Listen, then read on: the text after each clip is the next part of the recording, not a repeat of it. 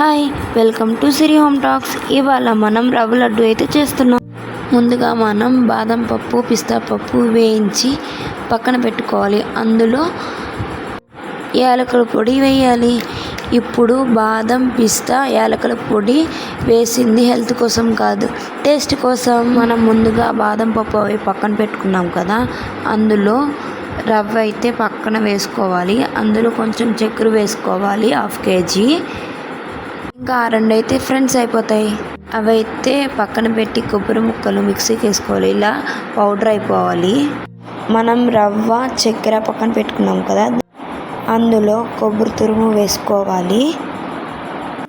రవ్వలో కొబ్బరి పొడి, చక్కెర, బాదం, పిస్తా, యాలకుల పొడి వేసి బాగా కలుపుకొని ఇవన్నీ పార్టీ చేసుకుంటాయి. ముందుగా పాలు మరగపెట్టుకోవాలి. వాటిలో పాలు కొంచెం కొంచెంగా పోస్తూ చేతితో లడ్డూలు చేయాలి. అది చేతికి అంటుకుంటే భయపడకండి, అది ప్రేమ. ఇంకా ఈ లడ్డూలు తయారైపోయాయి. ఈ వీడియో కానీ మీకు నచ్చినట్టయితే లైక్ చేసి సబ్స్క్రైబ్ చేయండి. Bye bye.